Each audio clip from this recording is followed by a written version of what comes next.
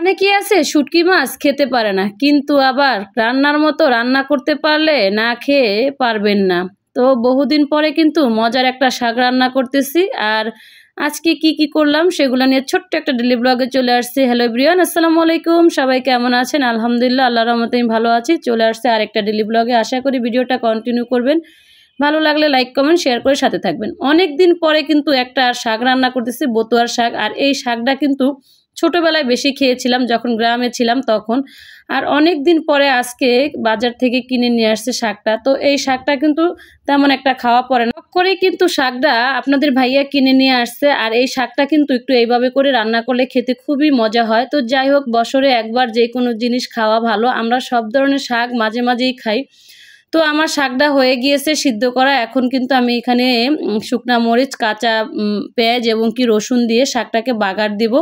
আর এইভাবে করে কিন্তু শাকটা বাগার দিয়ে রান্না করলে খেতে আরও বেশি মজা হয়। তো যাই হোক, কোন কোন দেশের আপু আর ভাইয়ারা আছেন এই শাকটা খেয়েছেন এবং কি আপনাদের এলাকায় কি কি নামে ডাকে সেটা আমি জানি না। আমাদের এলাকায় বতুয়া শাক নামেই ডাকে। তো যাই হোক, আমার পেঁয়াজ বাগারটা কিন্তু হয়ে গিয়েছে। এখন কিন্তু আমি এখানে শাকগুলো দিয়ে দিলাম। শাকগুলো দিয়ে তারপরে ভালো করে একটু নাড়াচাড়া দিয়ে পেঁয়াজগুলো মিশিয়ে নিলাম বাগারটা। তো এইভাবে করে কিন্তু আমরা রান্না করে খাই। অনেক আপু আর ভাইয়ারা আছে অনেক সময় শাক একসাথেই বাগার দিয়ে রান্না করে, আমিও করি। তো আজকে এইভাবে করে রান্না করলাম।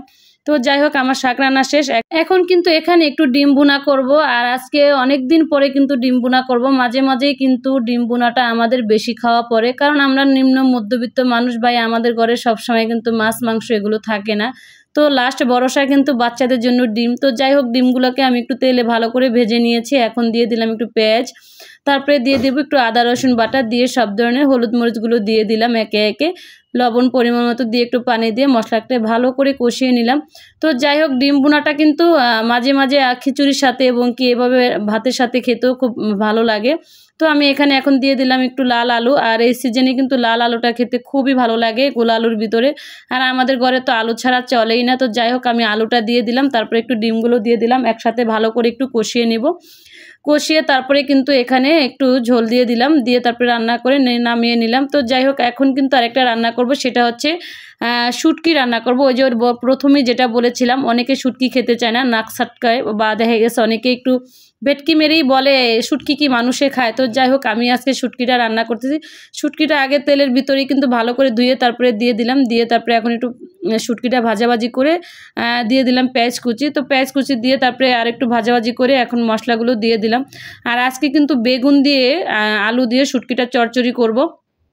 আমার কিন্তু অসম্ভব ভালো লাগে শুটকি মাছটা এভাবে করে রান্না করলে বা ভর্তা করলে বা ভুনা করলে। আমরা কিন্তু শুটকি খুবই পছন্দ করি, আমাদের বাসায় কম বেশি সবাই শুটকিগুলো খায়। তো যাই হোক, এই শুটকিগুলো কিন্তু আপনাদের ভাইয়া নিয়ে আসছে। আর আমার শুটকিগুলো কিন্তু কষানো শেষ। এখন দিয়ে দিলাম বেগুন এবং কি আলু কুচি একসাথে করে দিয়ে তারপরে চিকন চিকন করে কেটে নিয়েছিলাম এগুলোকে। তো যাই হোক, এগুলোকে দিয়ে ভালো করে একটু ভালো করে কষিয়ে নিব। কষানো শেষ হয়ে আসলে তারপরে কিন্তু সামান্য পরিমাণে একটু পানি দিব, কারণ বেশি একটা পানি দেবো না। তো যাই হোক, লাস্টে দিয়ে কিন্তু আমি আর ভিডিও নিতে পারি নাই, কারণ মোবাইলে একটু সমস্যা হওয়ার কারণে পুরোপুরি ভিডিওটা নিতে পারি না। আজকে শুটকি রান্নাটাও খেতে অনেক মজা হয়েছিল। আজকের ভিডিওটা এই পর্যন্ত। সবাই ভালো থাকবেন। আল্লাহ হাফেজ।